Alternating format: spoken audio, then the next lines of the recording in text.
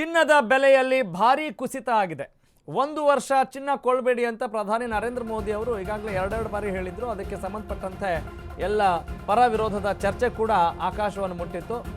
ಒಂದು ವರ್ಷ ಚಿನ್ನ ಕೊಳ್ಳೋಕೆ ಹೋಗಬೇಡಿ ಅಂತ ಪ್ರಧಾನಿ ಮೋದಿ ಹೇಳಿದ್ರು. ಇದಕ್ಕೆ ನಾವೇನ್ರಿ ಮಾಡಬೇಕು ಅಂತ ಹೇಳ್ತಾ ಇದ್ರು. ಕೈ ಬೀಸಿ ಕರೀತಾ ಇದ್ರು ಕೂಡ ಖರೀದಿಸಲು ಜನ ಮುಂದಾಗ್ತಾ ಇಲ್ಲ. ಡಿಮ್ಯಾಂಡ್ ಕಮ್ಮಿ ಆಯಿತು.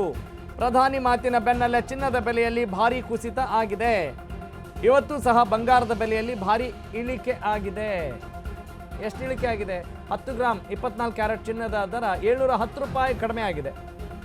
22 ಕ್ಯಾರೆಟ್ ಬಂಗಾರದ ಬೆಲೆ 650 ರೂಪಾಯಿ ಕಡಿಮೆ ಆಗಿದೆ. ಹೀಗಾಗಿ ಚಿನ್ನದ ಬೆಲೆಯಲ್ಲಿ ಭಾರಿ ಕುಸಿತ. ಒಂದು ವರ್ಷ ಚಿನ್ನ ತಗೊಳ್ಬೇಡಿ, ಪೆಟ್ರೋಲ್ ಡೀಸೆಲ್ನ ಸ್ವಲ್ಪ ಮಿತವಾಗಿ ಬಳಸಿ ಅಂತೆಲ್ಲ ಹೇಳ್ತಾ ಇದ್ರು. ಅದು ದ್ರವರೂಪದ ಬಂಗಾರ, ಪೆಟ್ರೋಲ್ ಡೀಸೆಲ್.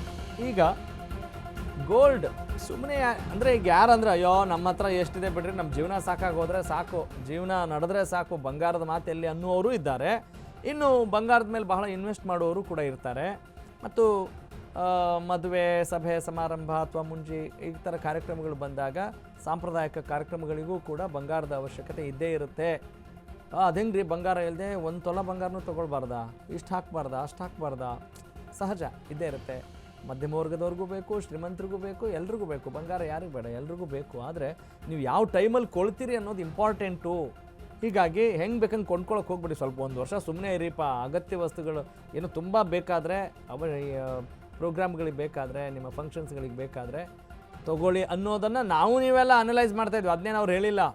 ಪ್ರಧಾನಿ ಮೋದಿ ಅವರು ಇಲ್ಲಿದ್ರೆ ಇಷ್ಟು ತೊಗೊಳ್ಳಿ, ಈ ಕಾರ್ಯಕ್ರಮಕ್ಕೆ ಇಷ್ಟು ತೊಗೊಳ್ಳಿ, ಮದುವೆಗೆ ಇಷ್ಟು ತೊಗೊಳ್ಳಿ, ಮುಂಜಿಗೆ ಇಷ್ಟು ತೊಗೊಳ್ಳಿ, ಸೀಮಂತಕ್ಕೆ ಇಷ್ಟು ತೊಗೊಳ್ಳಿ ಅದನ್ನೆಲ್ಲ ಹೇಳ್ತಾ ಇಲ್ಲ ಅವ್ರು ಹೇಳಿರೋದೇನು?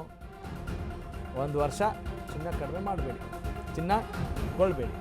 ಓಕೆ, ಸಿಕ್ಕಾಪಟ್ಟೆ ಹೆಚ್ಚಾಗ್ತಾ ಇದೆ ಬೆಳ್ಳಿ ಬೆಲೆ. ಕಳೆದ 3 ದಿನಗಳ ಕಾಲ ಇಳಿಕೆ ಕಂಡಿತ್ತು ಬೆಳ್ಳಿ ಬೆಲೆ. ಇವತ್ತು ದಿಢೀರ್ ಅಂತ ಕೆಜಿಗೆ 10,000 ರೂಪಾಯಿ ಏರಿಕೆ ಆಗಿದೆ. 3 ದಿನದಲ್ಲಿ 30,000 ರೂಪಾಯಿ ಇಳಿಕೆ ಆಗಿತ್ತು ಬೆಳ್ಳಿ ಬೆಲೆ.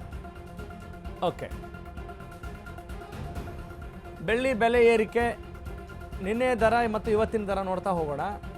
1 ಕೆ ಜಿ ಬೆಳ್ಳಿಗೆ 2,90,000 ರೂಪಾಯಿ ಇತ್ತು. ಈಗ 2,80,000 ರೂಪಾಯಿ ಆಗಿದೆ. ಅಂದರೆ 10,000 ರೂಪಾಯಿ ಕಡಿಮೆ ಆಗಿದೆ. 3 ದಿನದಲ್ಲಿ 30,000 ರೂಪಾಯಿ ಇಳಿಕೆ ಆಗಿತ್ತು ಬೆಳ್ಳಿ ಬೆಲೆ. 10,000 ರೂಪಾಯಿ ಕಡಿಮೆ ಆಗಿದೆ. ಹಾಗಾದರೆ ಓಕೆ, ಐ ರಿಪೀಟ್, ಬೆಳ್ಳಿ ಬೆಲೆ ಜಾಸ್ತಿ ಆಗಿದೆ, ಬಂಗಾರದ ಬೆಲೆ ಕಡಿಮೆ ಆಗಿದೆ. ಓಕೆ, ಇವತ್ತು ದಿಢೀರ್ ಅಂತ ಕೆಜಿಗೆ 10,000 ರೂಪಾಯಿ ಕೂಡ ಇಲ್ಲಿ ಬೆಳ್ಳಿ ದರ ಏರಿಕೆ ಆಗಿದೆ, ಬಂಗಾರದ ಬೆಲೆ ಕಡಿಮೆ ಆಗಿದೆ.